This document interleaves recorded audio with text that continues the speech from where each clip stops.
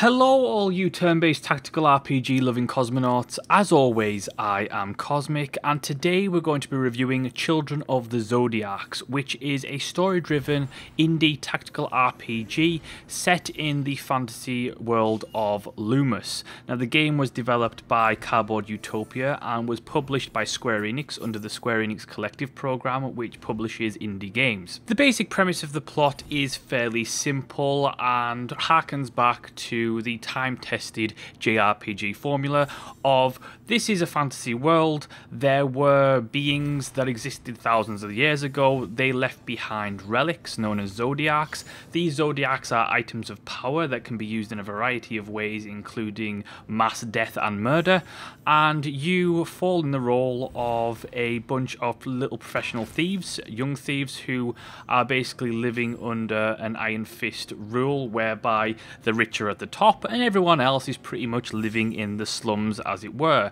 and your job is to steal from the rich, give to the poor, or to yourselves in most of the time, and you get embroiled in a much bigger story that has far-reaching consequences and of course explores the origin of Zodiarcs, what their purpose was and what people are going to use them for now. In terms of its story, the game works fairly well. Its minimalist art style mixed with its almost traditional yet modern emphasis on the characters and its nicely hand-drawn aesthetic all blend together to basically create a nice visual feel to the story. Adding that there is no voice acting, there is only text, it allows you to really use your imagination to explore what these characters would sound like. The writing of the game is fairly solid for the most part throughout. There are a couple of conversations that are a bit chorish to get through, and for me, a lot, especially at the start of the game, maybe the first 2 hours or so, a lot of the content within the writing itself and the story was a little bit basic and almost it lacked a certain flair and zing, but certainly picks up later on. Now I have to confess, when I first looked at Children of the Zodiarcs coming into the game, I thought, oh look, it's another indie JRPG slash turn-based tactical game, and it's going to be like every other one that I've played in the last 5 years. And then I actually sat down and played it, and found myself being pleasantly surprised at the very subtle changes. And to be fair, none of the game is particularly innovative in any way. It hasn't done anything different than some games that have come before, but its overall execution of its core mechanics were pleasantly surprising. The way the game works is it's a turn-based tactical RPG, so every time your characters level up, they gain stats, and instead of having a progression system whereby on top of leveling you have multitudes of weapons and armors, you actually get to have new dices. Now, dice is core to everything about the game, including the combat itself. The way the combat system works is that it's turn-based. You select a character, you then can move that character within their movement field. Once that's done, you can select an action from a card system. Now the card system works from a deck of cards that you can get new cards and basically create your own decks. These cards are basically reflective of abilities. Some abilities will have different attack. They will have, healing. Some will have special effects depending on the dice roll, and I'll talk about that in a second. But what it ends up being is that each character has their own deck of cards. As they progress, they unlock new cards, and you can mess with the deck system, build your decks how you want them to be, and it can sometimes, not always, but sometimes completely change the way that you play a given character. So you can, for example, remove all of the attack and damage or debuff based abilities within a given deck and then just stack it full of health and buff related abilities, which will completely change the way that you play that character, because that character then can no longer attack or debuff enemies, but instead it becomes a healing and buff focused character. Now, like I mentioned before, dice is central to this game, and the reason for that is that instead of a system more like XCOM whereby you select an action and then that action has a percentage to hit and it's RNG based, what you actually have is you throw some dice on the screen, and depending on what happens with those those dice and what they land on reflects what actually happens with that ability. So each dice has several symbols. Some symbols will give you a damage boost, some symbols will activate a card's special ability, some symbols will allow you to regenerate health, some symbols are negative symbols, so some might cause you to debuff damage or take more damage, and there's a multitude of different symbols and different dice to play with around.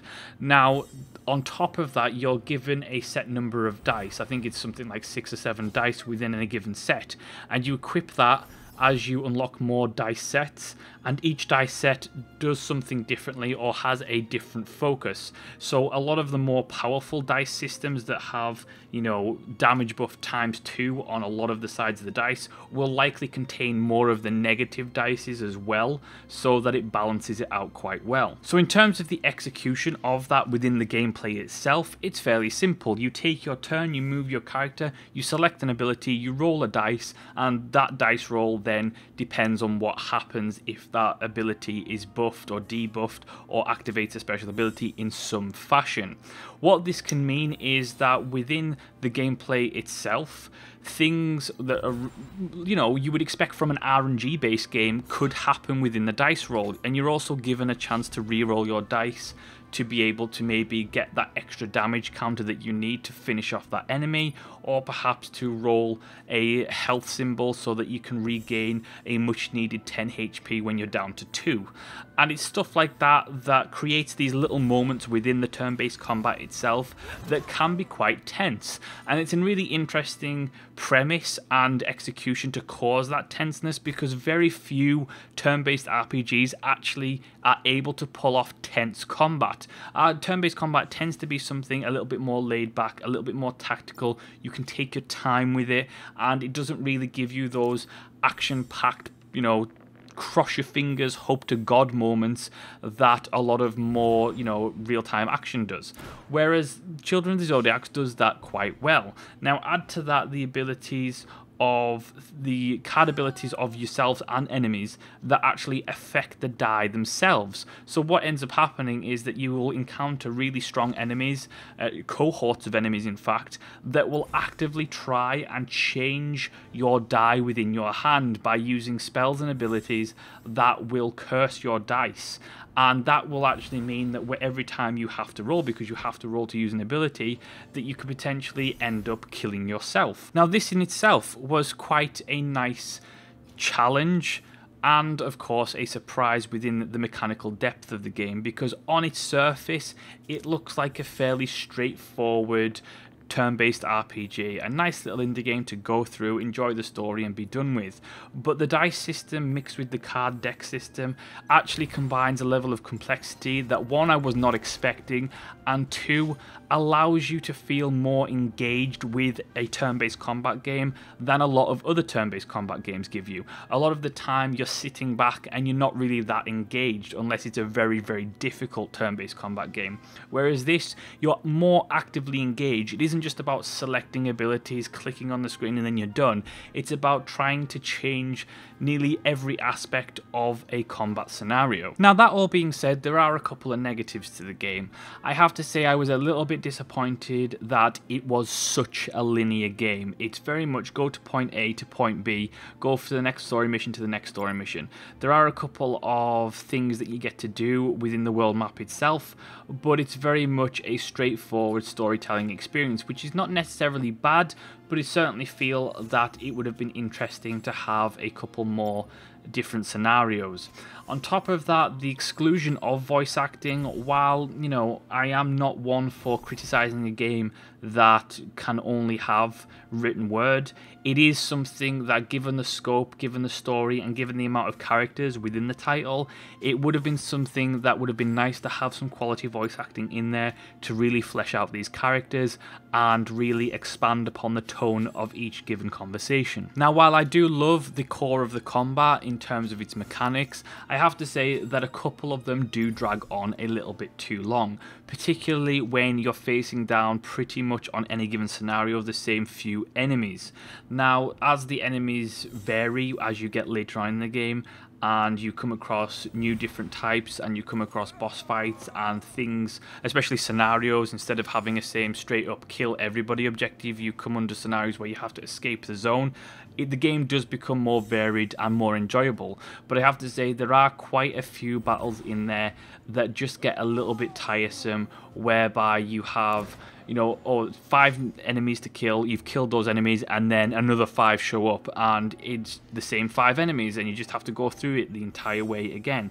On top of that, some of them have triggered kill death animations, basically, so that when you kill them, they fall to the ground in the slowest way possible and say something that does not need to be said, like, "Oh god, you got me!" Like, who cares? No one cares about that. It extends the period of time that you're having to do the battle, and it's there for no purpose whatsoever other than to artificially extend the time on a turn-based RPG where you don't need to artificially extend the time, because turn-based games are long as hell anyway. So there's just a couple of little minor flaws within the title itself. That said, I absolutely love Children of the Zodiacs. I think it's a really charming indie RPG that, for turn-based fans, I think will definitely get a kick out of the game. The dice system and the card system and the combination of that is just fantastic, and it's really enjoyable to play. I certainly recommend picking it up. It's a nice little indie RPG, and it's certainly worth taking a look at. And that is my review of Children of the Zodiacs. Thank you so much for watching and listening. Let me know what your thoughts are in the comment section below. If you enjoyed the video, hit the like button, make sure to subscribe, and I will see you next time.